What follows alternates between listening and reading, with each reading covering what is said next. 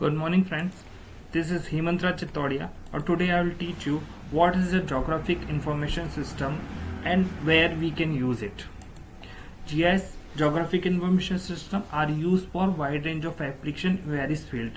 Some of the most common uses is agriculture, water, wastewater, urban planning, agriculture, and road management, traffic management. Lots of application we can use our GIS. Here, mapping. GIS can be used to create map that show different type of data such as population, density, land use and topography. तो हम लोग different तरीके के map GIS में बनाते हैं.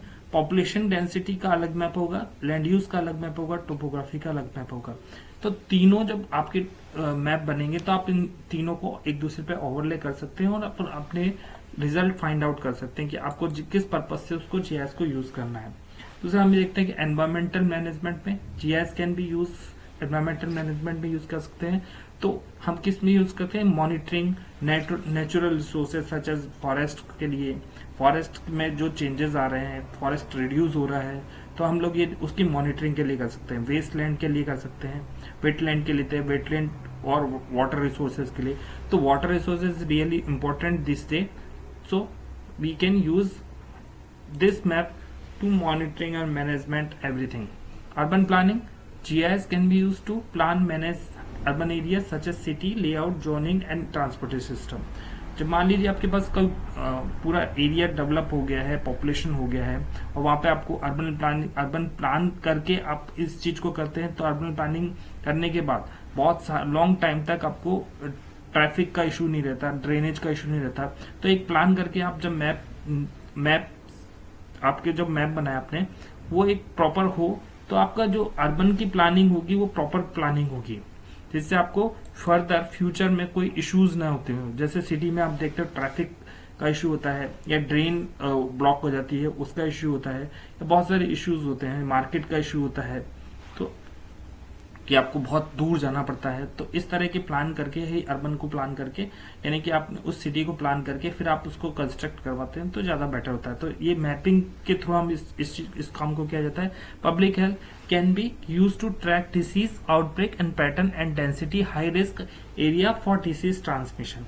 अब हम क्या कर रहे हैं कि हम उस तरह के मैप भी यूज कर सकते हैं कि हेल्थ का इशू कहाँ किस किस लोकेशन में ज्यादा हो रहा है, या फिर कोई बीमारी है तो उस लोकेशन में ज्यादा क्यों है, या वहां से फैली है तो वो स्प्रेड लोकेशन पता लगता है. हाई रिस्क एरिया कौन कौन सा है, तो इस तरह से हम या आपकी बीमारी कहाँ से कहाँ ट्रांसमिट हुई है, तो इस तरह के मैप से आपको पता लगाया जा सकता है कि, और आप कुछ प्रिडिक्ट कर सकते हैं, कुछ स्टॉप कर सकते हो, कुछ सॉल्यूशन ले सकते हैं, कुछ आप अपने पर्पस सॉल्व कर सकते हैं. मतलब आपको पता लगाना है कि ये चीज ऐसी हुई है तो ऐसे क्यों हुई है और उसका रिजल्ट क्या है, और उस पर अपने कुछ आप इम्प्लीमेंट करना चाहते हैं तो आप उस चीज पे कर सकते हैं. Emergency management, GIS can be use to coordinate emergency response and to asset damage after natural disaster.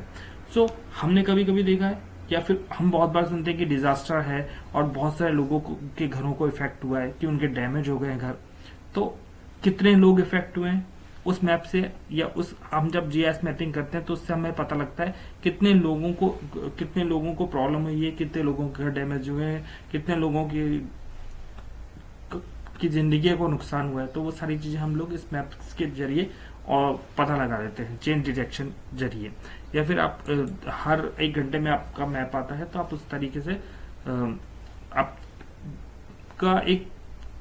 आपका एक रिजल्ट निकल के आ जाता है, तो आप पता लगा सकते हैं. इसमें हम एग्रीकल्चर में देखते हैं कि GIS can be use to optimise crop yield, monitoring soil quality, plan irrigation system. तो सॉइल की क्वालिटी क्या है, क्रॉप कैसी आ रही है, या आप क्रॉप कहाँ पे आपको क्रॉप इम्प्लीमेंट करवाना है या क्रॉप करवानी है, उसका मॉनिटरिंग करना है. तो ये सारी चीजें हम लोग इसके अंदर देखते हैं. तो हमने देखा कि बहुत सारी जगह पे हम लोगों ने GIS को यूज किया है. हमने डिजास्टर के अंदर यूज किया है, हमने डिजीज में यूज किया है, हेल्थ एंड सेफ्टी में यूज किया है, एग्रीकल्चर में यूज किया है, फिर हमने डिसीजेस फैल रही हैं तो हमने उसमें यूज किया है, अर्बन प्लानिंग में यूज किया है. तो यहाँ पर हमने देखा कि बहुत सारी एप्लीकेशन पे हम लोग बहुत सारी जगह पे GIS को यूज कर पा रहे हैं. तो दैट्स इट.